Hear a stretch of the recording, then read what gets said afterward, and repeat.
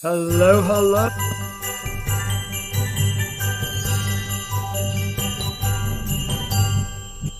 Hello, hello, and welcome, or should I say, ho, ho, ho, Christmas cousins. I'm Cousin Chad here with a favorite returning guest of mine, a fellow University of Delaware Blue Hen, a fellow Christmas lover, someone who we've had on, we've got to know, we've become a friend. He's actually become a cousin. I want to introduce Cousin Chris from ChristmasEveryMinute.com. Welcome, Chris.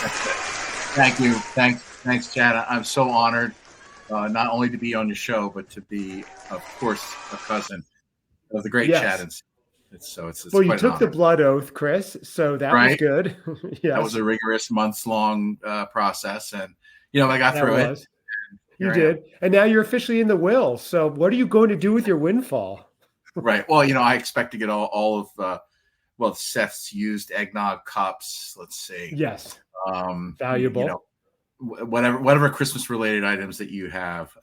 That's Upon right. and of course, Seth, I'm sure has some sort of legal stipulations because his wealth is so massive that It is. he wouldn't pass that on. But that's understandable. Right. Well, he did say to leave you one of his Cadbury egg wrappers, which I thought was great. So that was really sweet. Just for you, he specified to bequeath that to you. So That's cool. something that'll be framed. But Chris, I know I see the look of disappointment on your face because it's only me here today, not the superstar himself, Cousin Seth. And I understand, I as well. But I have big news I'm going to drop for you. Nobody else even knows this right now. Cousin Right. Seth, right now, we know him as a famous, one of the world's richest men. We know him as just this huge international superstar with fans everywhere. But also today, he is on a Christmas movie set for a Lifetime movie. What? Cousin Seth. Yes, Cousin Seth. That's right, audience. They're going crazy here, too. They can't believe it. Cousin Seth is now a movie star. Listen to that crowd. Yes. He is on, he's going to be a background actor or an extra on a new Mario Lopez, I believe, Lifetime Christmas movie that they're filming near him. So he's filming that today. He has his scenes. So That's fantastic. Well, I lock that in for a movie review on Christmas Every for Minute. sure. That will be a must-see. And maybe even I can get Seth's insight into the filming. How cool! Yeah, would well, that be? we do have some plan, and you can certainly have the exclusive if you'd like for your website. We are going to be covering it on the podcast as well, of course, because I can't wait. I am so excited to hear my prediction, Chris. So Seth decides he's going to go on there as an extra, but his aura, his charisma, they're going to pluck him out from amongst the crowd and put him. It's going to be a buddy movie with Mario Lopez, the two of them. He'll be like the new Zach Morris with AC Slater, I think. So No, or Mhm. even Mario. It's been nice, working with you, but this is Seth's show now. That's what happened on our podcast. Yeah, it became the Seth show. We'll catch you for the next movie, Mario. See you later. That's it. Well, I did notice, which was interesting, Chris, and I'm not surprised, even as an extra, he had a clause in his contract to not look him in the eyes. So that's just how Seth rolls. Yeah. Right. Yeah. His own trailer. So it's going to be interesting. Right. His own keg of eggnog. Yeah, it'll be a whole thing. Yes, of course. And no red M&Ms, but you know that, of course. I mean, that's how Seth rolls. So that's just to make sure that they are actually looking at his stipend there. So we'll see. I can't wait to hear. It's exciting. I know he was excited. He was sending me pictures from set. I don't know what he can reveal, what he can't. Of course, I'm going to try to get him to reveal it all when we do the follow-up. I don't know if they have him sign an NDA. Right.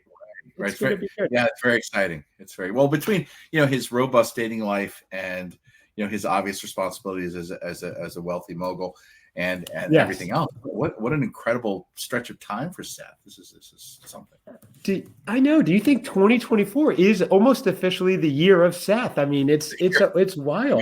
Yes, I think we can proclaim he took down Cadbury stock tanked after he didn't like the eggs. Eggnog worldwide is not doing well.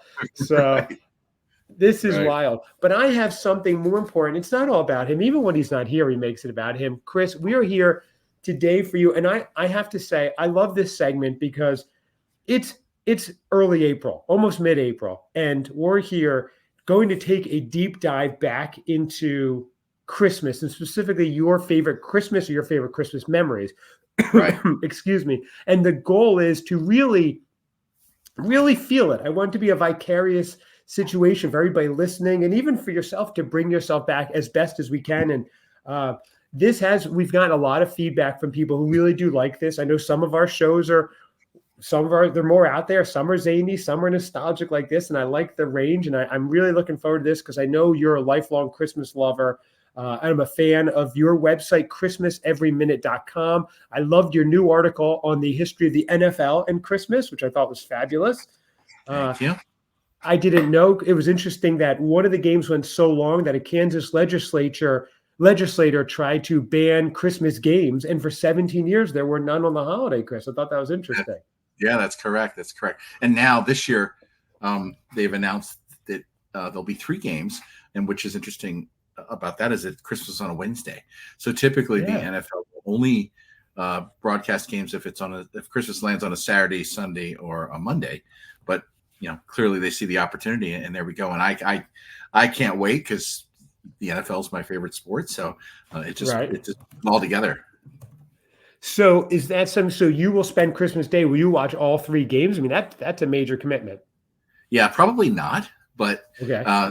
I will do a mixture of sort of taping and watching, but it's fun. It's always fun to have the game up on Thanksgiving. It's fun to have the game up on Christmas, and I'm really looking forward to it. It's interesting that it's now encroaching because it's a Thanksgiving tradition, but I guess the NFL, they're going to make it. And I kind of felt for the teams because I think they're probably like, look, we don't want to play on Christmas. We want to have Christmas off, spend it with their families, a lot of traveling. Right. So. Right.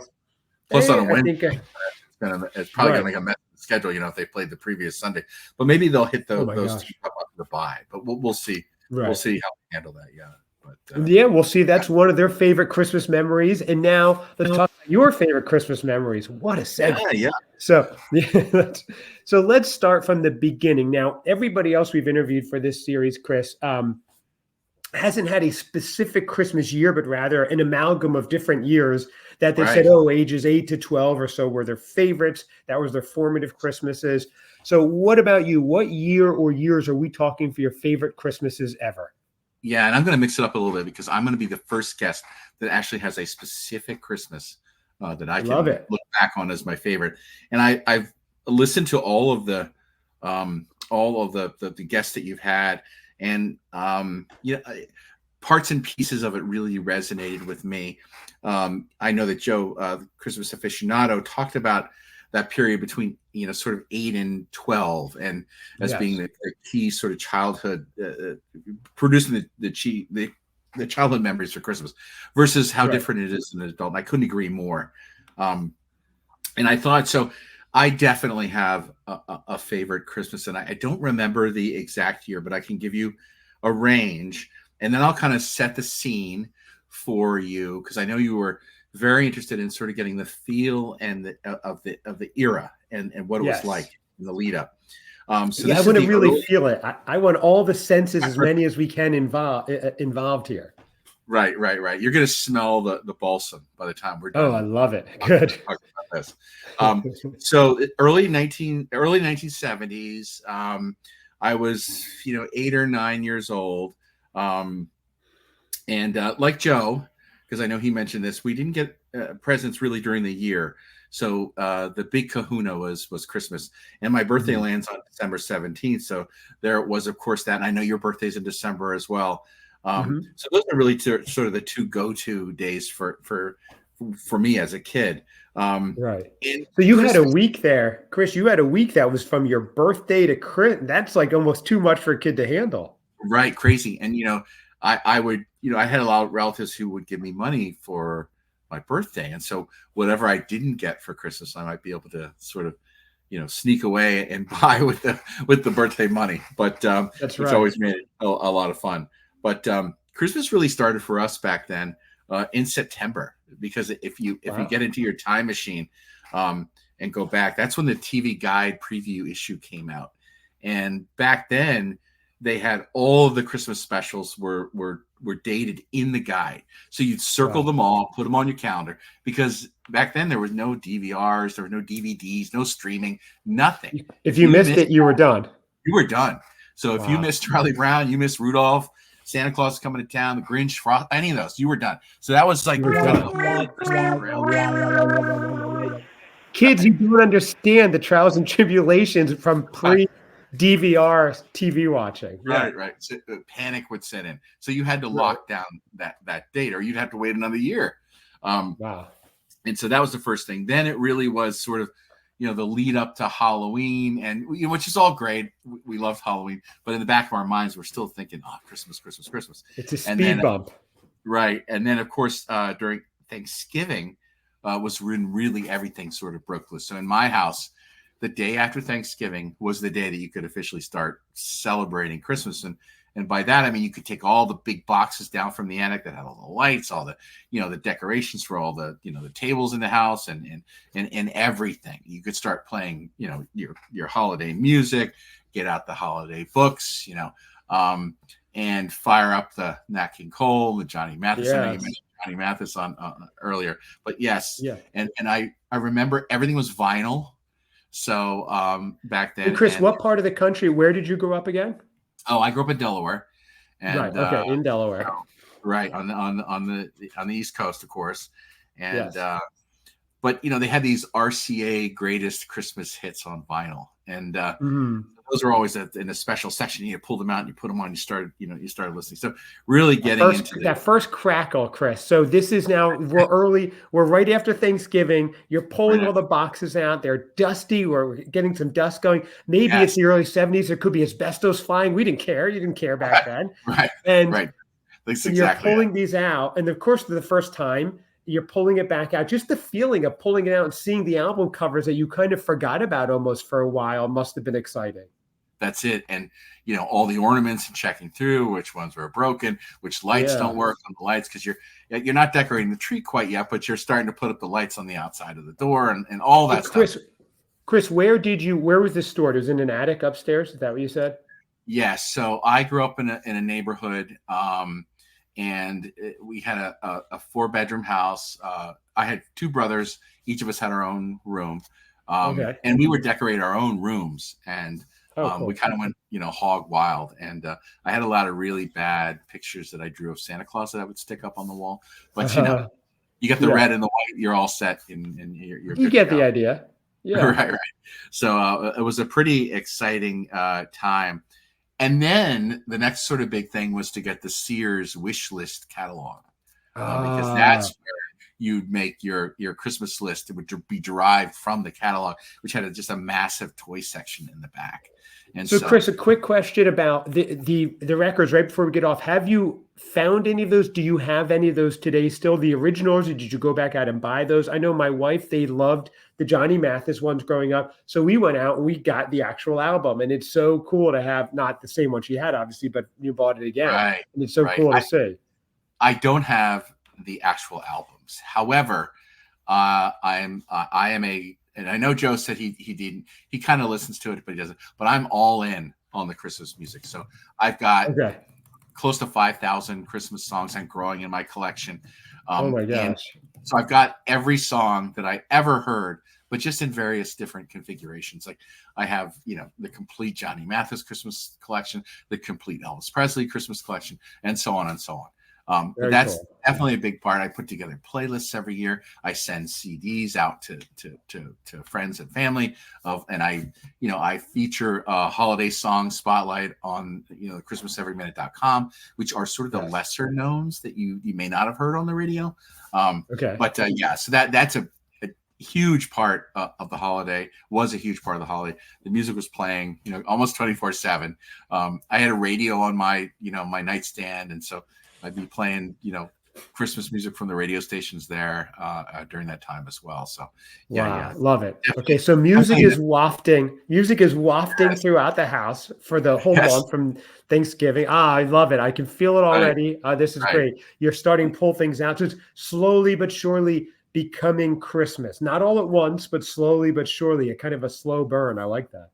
Absolutely. And then, of course, at school, you've got your Christmas plays, you've got your parties, you got everything's sort of building, and your that the specials of the talk of the kids at school, because again, that's that, like that Wednesday night or whatever it is, and everybody's sort of talking about it. So it's a different feeling, a different time back then. And so that's all sort of the scene setter for the Christmas that I remember. Okay. And so let's dig into this. So every Christmas, I always had my radio on, and it was difficult to go to sleep, but it was playing Christmas music. So I go to sleep that night, and I remember this very clearly. I popped open awake. And how old, Chris? How old are you right now? It was 8 or 9. I can't remember the exact year it was, but you'll understand when I get through with how I remember this particular one so clearly. And so I jumped out of bed, and as I always did, I sort of, almost like a cliche, I threw open my curtain to my bedroom. And again, we each had our own room, so it was my own thing. And it was probably like 5 o'clock in the morning, like super early. No one else is awake. And I see just like this incredible winter wonderland outside my window. So overnight, and I wasn't tracking weather back then. Right. It was like, a foot and a half of snow. It was coming down hard. And that was the first Christmas where it had ever been a winter wonderland when I was growing up. And the only Christmas. That's rare in Delaware. Never was. Yeah. So that was just incredibly exciting. And you didn't expect it. So it's even better because it wasn't like, if it was now, you would have known about it for a week and would have been, you just woke up, had no idea, no flurries the night before, woke up, boom, white Christmas. It was magical. And the only way you track the weather is if you watch the news on TV. So or looked out the window, the old-fashioned weather channel. You look out a window. Right. At the time. So I gave a weather report that morning. No, I didn't do that. Right. But you literally jumped out of bed, threw back a sash, looked out the window, and boom, it's a Christmas poem on outside in nature. Wow. Right. And I had in front of my window, between my room and the street, were a series of huge pine trees. So all covered with snow, like, super festive. I mean, it was just, it was like breathtaking. This is checking all the boxes, Chris. I don't even care if you're making this up. This is fabulous. This is great. I'm not. I could almost taste the hot chocolate, at that point in the day. Right. So now you have a decision though, because it doesn't snow all that often in Delaware. So now you have to, I need to go downstairs, get the gifts, play in the snow, get the hot cocoa, go back. I mean, what a day. Wow. Okay. Right. So you see the snow. Okay. Right. I'm sorry. Go on. We had a set of rules in the house. Of course, no opening gifts. No, everyone had to be awake, and your breakfast had to be. But there was no rule against looking. So I got up and I snuck down the hall and alone. You didn't wake up your brothers. Alone. No one else is awake. And this is now. Are you the younger brother, middle brother? I'm in the middle. Yeah, middle. Okay, we're all about 2 years apart. And so that's what also made it so magical, is because no one else was awake, and I crept through and I sort of peeked around the corner, and there were like all the presents on display under the tree. And again, like Joe, we didn't have a lot of money growing up, but Christmas was the big kahuna, so that was there was a lot more effort spent on that, and it was just like wow, and and then you got the stockings hanging on, they were bulging with toys on it, and I kind of crept over and plugged in the lights, for the tree, and everything was shining. And then next to the tree, it was a series of like floor to ceiling sliders, a window. So you could just see this. It was almost like a Hallmark movie. Wow. Right there. And so now you're alone on Christmas morning, you're 8 or 9, you turn on the lights alone, quiet, this moment that you'll almost never have again. Your brothers could be awake, your parents could be awake, and there's snow on the ground. I can see, not only is this your favorite Christmas ever, I think this is my favorite Christmas ever. This is amazing so far. Well, it was always the Christmas I was looking for after, but it never repeated itself. Right. And the snow's coming down hard too. It's not as if it just hit stop. So, and then, a short while later, everyone got up and was milling about, and we always had something for breakfast first, and then we sort of dove in to opening, all the presents. So was there a special electricity when everyone woke up? Because they all looked out the window likewise and were like blown away that it was snowing. Right, because one form or another, we knew we were going to be out in that snow. It was Christmas, and it was just spectacular. So after everyone was finished, like this is almost an unbelievable. You almost won't believe this, but just like if you recall the Christmas story where the old man's sitting back and he turns to Ralphie and says, "Hey, isn't there a gift behind that tree over there?" And of course, it's the red. No. So that's what happened to us. And it was, I think there's maybe one more gift downstairs. And what would you guess it would be? Yes. Well, I would guess it's the Red Ryder BB gun. It wasn't, but it was 3 brand new, shiny, flexible flyer sleds. Like no way. It was almost too good to be true. And the first ones we ever had. We and now your parents bought this knowing it might not be used until January. You might, you could have one of those warm winters where it's hardly used at all. Correct. Wow. And, I have a previous Christmas where we had, the old banana bicycles downstairs, which of course, at that point, you're not going to be using those till the spring, but this was just a sheer coincidence. And so, after all the presents were open, those flexible flyers took a pounding outside that day. And did you have a little hill behind your house? Not that it even matters at that point, any incline you're going on. So, well, the ridiculous stuff that I did as a kid that I would be aghast now if my kids ever did.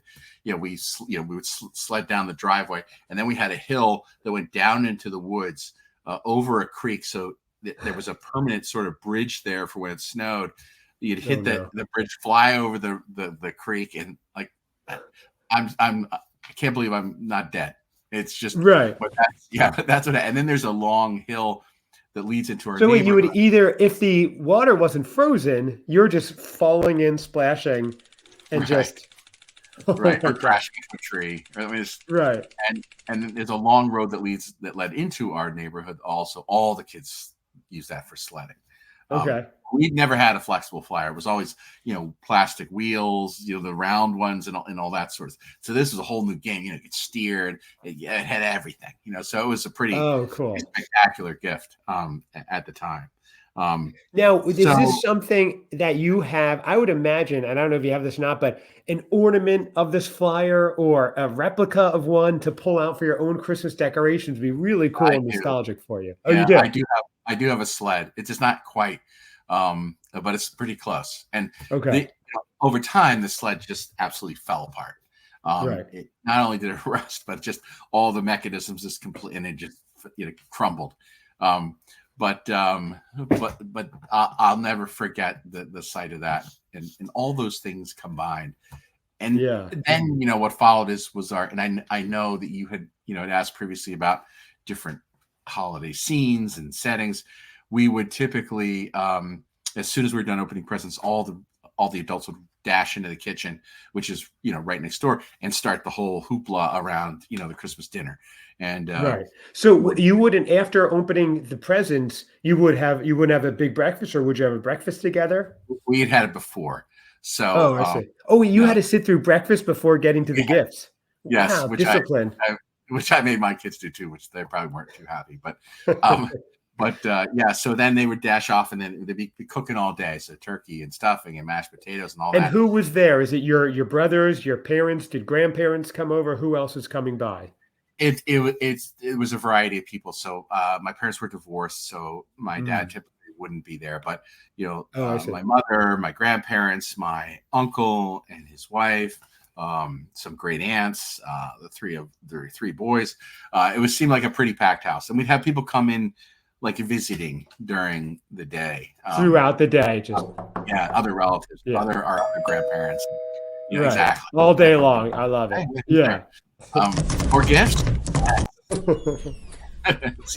so we always dash to the door, of course, because we knew we were getting more gifts. So they would do their own Christmas morning, and then they would come over ostensibly for like a later afternoon and have dinner with you. So it would just fill in throughout the day. Right. And then we would have long card tables all stretched out to the living room, all covered, and we have a kids table, and then we have the adults. It was a lot of fun. And then we top it all off with some good pumpkin pie and some mincemeat pies, which I know Oh, did you really? Your buddy from England had said that he had mince pies as well. So yeah, the oddest thing. So I was I'm thinking, confused. So you had mince pies in Delaware, and Craig, yes, the Christmas guy 365. I know he's listening and listens to all the episodes, and he loves his Christmas memory ones. Here's someone else we found who's having mince pies, but in America. This is fascinating. Why did you have this? Are you English background? No, and I really don't have any idea. So and I'm the only one that I've ever known over here in the States that had mincemeat pies. And it's quite an odd thing. And so maybe following the Cadbury egg, a mince pie for Seth could be a great follow on. Can we find them? He's got to be able to find them in Chicago, I'm sure. Mince meat pie fillings here. Really? Okay.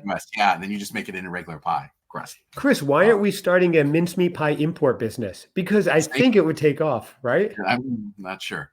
But that's true. We'll couple it with the eggnog and the Cadbury egg business that we're mulling around. Right. We'll see how Seth likes it before we incorporate. Right. He's like, I'm out. That's right. But, yeah, and then we would have that, and then then we would sort of finish off the night, and we would typically have corners of the living room where we would have all of our bounty as kids, and we would keep it there until New Year's, when we were finally told to take it back to your room and put it away. Right. But that particular Christmas I'll never forget, because of the snow, the winter wonderland, and the coincidence of getting those flexible flyer sleds. It just is a memory that I'll never forget. And as I said earlier, I thought, okay, well, this is what every Christmas should be thereafter, and it never was again. Because I don't think I ever got snow on Christmas any Christmas after that. But it was just it was so unlike your other guests. I do absolutely have a particular memory. That is amazing. That day. Yeah. Especially that it was in Delaware. It wasn't like you were in Michigan where you'd expect snow or something. Right. So, well, now you're in the New England area. So I guess you have had white Christmases since. Obviously, it's not the same. Yeah, we have. Although in recent years, it definitely has not snowed here as much as it has in the past. And I think, maybe climate change or I just don't know, but we've gone long stretches and another winter here where we hardly got any snow. But yeah, we've had some snow. My daughter was born on December 19th. So we got hit with a blizzard like a day after she got home, which was on the 22nd. So we definitely had, snow on Christmas that day and other days. So that's for funny. sure. My daughter was born on the 26th and we got hit with a blizzard on the day we brought her home as well. So oh my gosh. It was the day after Christmas, but it was that was in the Jersey Shore, and it was mobbed. They didn't even know what to do. They just said, put the snow in the ocean and deal with it Memorial Day. They didn't know where to put it. Right. Sure. So okay.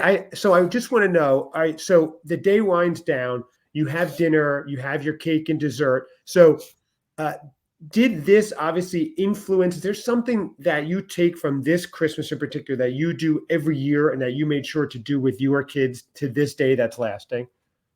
Yeah, I mean, my kids are grown and out of the house now.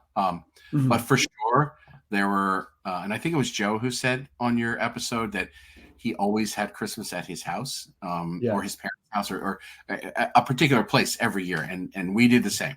We always had Christmas at our house. We never traveled. We may go visit somebody afterwards or before, but that was something that we always kept. And the tradition of opening on Christmas morning versus Christmas Eve. I know there are some folks who open up presents on Christmas Eve. We sort of switched up a little bit. We had our big Christmas meal on Christmas Eve, so we changed the holiday a little bit in that respect. Okay. But that was mostly because we didn't want to do all that work on Christmas Day. So we did it before, and then we had leftovers on Christmas Day. But all the same things, the traditions of the stockings, and we definitely carried over.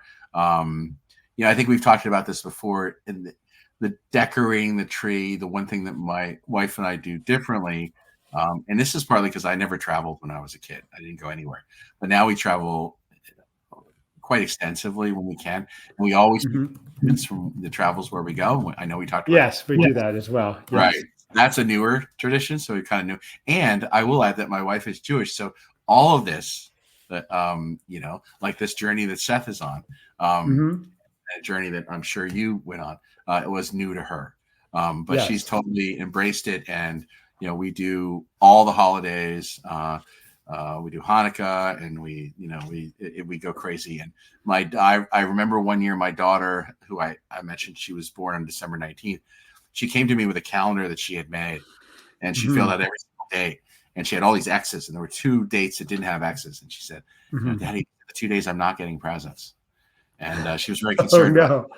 Yeah, because she feel it. I said, "You're fine. You're fine. Right. Oh my You're gosh. only 2 days out of the entire month of December. I think you'll be okay." Right. Oh my gosh. You try between Hanukkah, Christmas, birthdays. Yeah. Right. It's the December fun followed by the January financial fallout. That's how it goes. Yes. This is why I just declared bankruptcy last year. And that's right. Every year in January, and then start again. Right. And I've come crawling to Seth for, a GoFundMe site. He takes good care of his family. Don't worry about it, I'm sure. But he overdoes it. You need cash, and he sends you a yacht. What are you going to do with that? And you have the tax implications. It's Seth on another planet, Yeah, it's different. It's crazy. He doesn't understand. So what can I do? I have no place to park it. That's right, exactly. I have one, and especially the oil changes on that thing will cost you $1,000.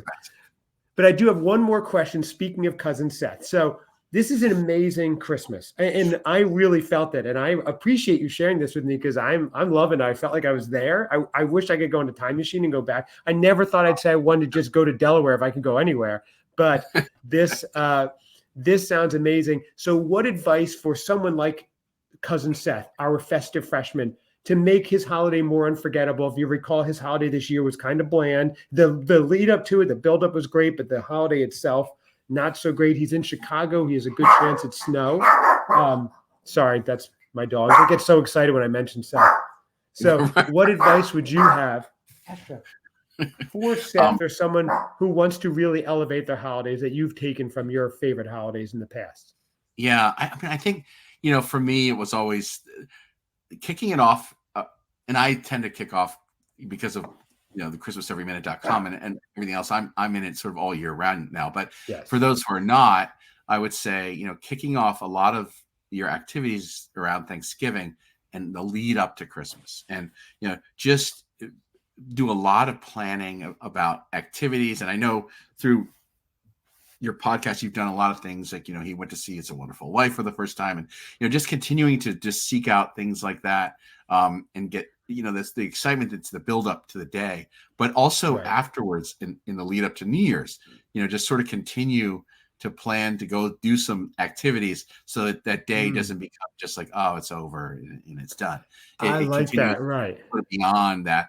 And I run into a lot of people who just absolutely hate New Year's.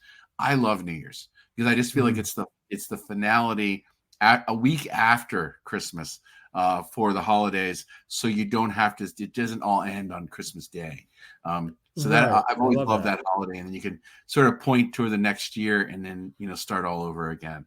But I think that'd be my biggest bit of advice is to plan to do things before and after. Yes.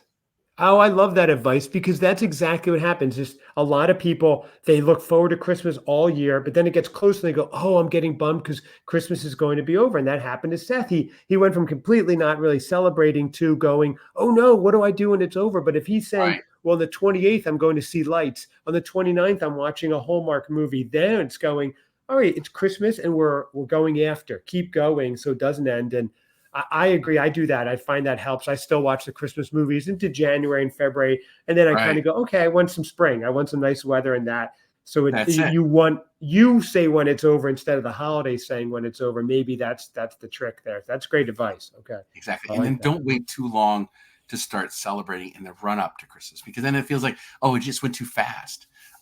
So I tend to, again, I'm focused on Christmas all year long with ChristmasEveryMinute.com, but I really start to crank up in October and and get it going. So it just feels like there's a significant period of time that you're celebrating, and it's not just, oh my gosh, it's over.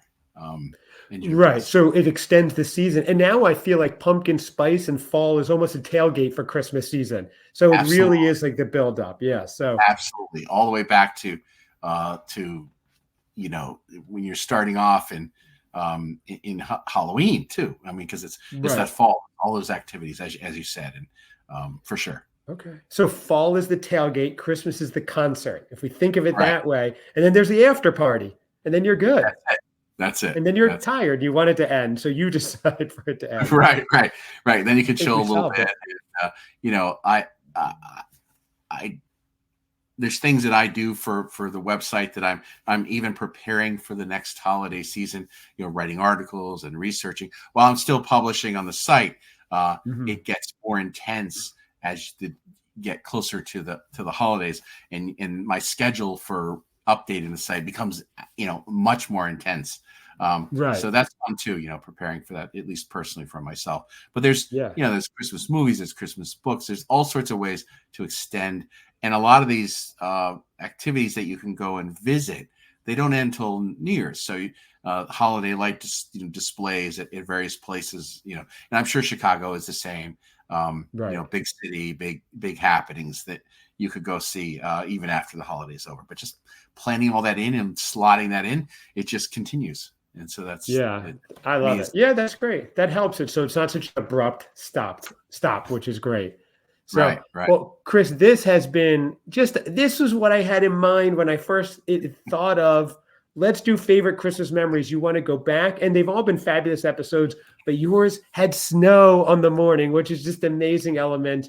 I love that crowd. What do you think? The crowd loves it. It's almost too good to be true. It's almost not believable, but you know, having been there, I can tell you that it did happen, and obviously that's why it's so memorable. Imagine if you talk to your brothers and they go, Chris, you were the only one that saw it that morning. It was a psychotic visualization you had because you wanted it so badly, and there was no snow. It was Delaware. Right, it was 75 that day. What are you talking about? Yeah, it was 55 and damp. It's Delaware in December. What do you think it was? So that's right. We were skateboarding that day. Huh? What?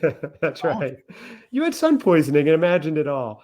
So no, truthfully, this is amazing. And you nailed it. That's exactly what we're looking for. I hope for you kind of felt it and brought you back a little bit too. And maybe your brothers will want to listen to this episode and have them, you know, get their memories and their feeling from it. And maybe they'll have things to add too. So we might need a follow-up here with the rest of the LaFontaine family. So, well, I'll tell you as I started thinking about you know, when you had asked the question, and I heard, you know, some of your other guests, it did bring me back, which was nice. And I'm always excited to be, you know, joining the cousins here on the pod, and you know, been listening to all of your episodes, and you know, it's been a lot of fun, super creative. I love what you guys are doing, and just keep up the good work. Thank you. We appreciate it, and we're enjoying every minute too. So like Seth and I said, we were doing this without recording and just having this kind of fun. So it's fun to bring other people in too. And we were just talking about that the other day. So thank you so much. Everybody check out ChristmasEveryMinute.com. Also, check out catinthebox.com, his wife's company, which it makes the coolest little Christmas boxes and things, like gingerbread boxes for cats. I am getting one this year for sure. I love it. Maybe a dog one for my little Chihuahua baby. And thank you again, everybody. Let us know if what other Christmas memories you have at Christmas Cousins Pod, or email us christmascousinspod@gmail.com. And if you want Christmas year round, christmaseveryminute.com. I'm a big fan of Chris's website. Lots of cool stuff, from how do I celebrate Christmas after Christmas, towns holding bonfires to get rid of their trees, the White House ornaments, NFL and Christmas, something for everyone, all Christmas oriented. You are doing a great service for people, Chris, and I do really enjoy it. I know you do as well. So thank you again, and I look forward to having you back on soon. Hopefully next time with Cousin Seth, so you're not so disappointed with just little old me here. So no. It's been fantastic, Cousin Chad. It's always great to catch up with family. So yes, exactly. Thank you, Chris, and thank you, everyone. We'll see you again.